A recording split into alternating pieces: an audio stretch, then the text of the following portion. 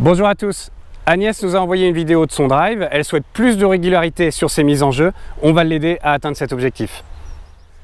Alors Agnès, s'il y a un élément technique que l'on veut avoir dans son swing pour avoir de belles mises en jeu, c'est une belle rotation du corps. Et on va voir que dans votre cas, cette rotation, elle est défaillante. Mais on va commencer par les bonnes choses, les choses sur lesquelles on va pouvoir s'appuyer. Et ces bonnes choses, ça commence par une bonne position devant la balle, on a un bon grip et on a un bon positionnement de la balle pour les mises en jeu, à savoir à l'intérieur du pied gauche. Ensuite, à la montée, on va avoir un bel armement dans la tête de club, dans les poignets. À mi-montée, le club se place bien.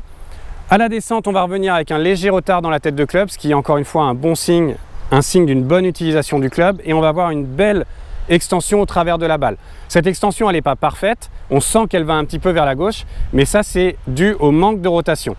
Donc parlons maintenant de cet élément qui fâche, de cette rotation. Dans votre swing, on va voir qu'à la montée, vous avez les hanches. Si je mets un club sur mes épaules, vous avez les hanches qui se mettent un tout petit peu en bascule à la montée et les épaules qui ne complètent pas du tout leur rotation. On voit que si on met un trait ici, si on allonge le trait est à droite de la balle sur l'image.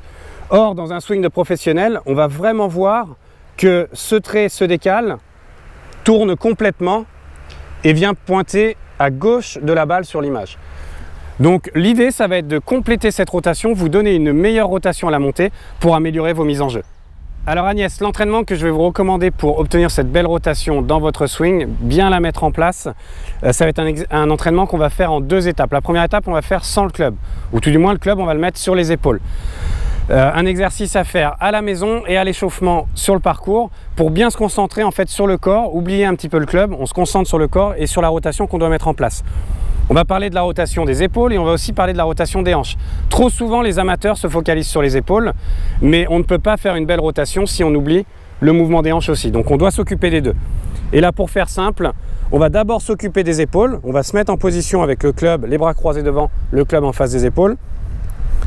Et on va tourner seulement les épaules. Donc on va essayer de bloquer son bas du corps dans un premier temps pour se focaliser sur les épaules, sentir que les épaules tournent bien, sans l'aide des hanches au début, jusqu'au point de blocage. Donc je recommence, je ne bouge pas mes jambes, je tourne mes épaules et à un moment donné, ça va bloquer.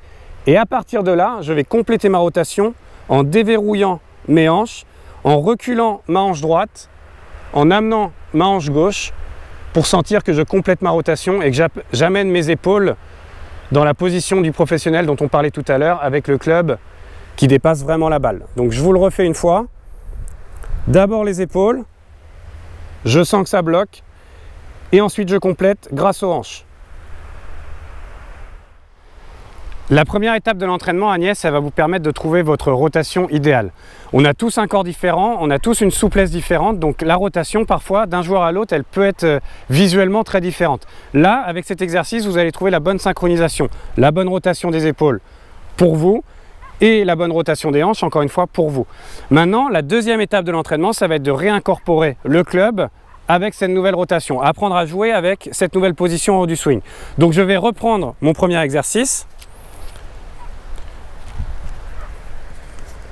Je vais le refaire exactement pareil. Je tourne mes épaules, je sens que ça bloque, je complète avec mes hanches. Et à partir de là, je vais prendre le club et je vais le placer, ce club, dans cette position. Et ensuite, je vais compléter. Donc beaucoup de swing d'essai en visant un tee pour petit à petit s'habituer à cette nouvelle position là-haut. Et une fois que vous voyez qu'au practice, vous faites bien claquer le tee régulièrement, c'est un exercice aussi bien sûr que l'on va faire avec la balle.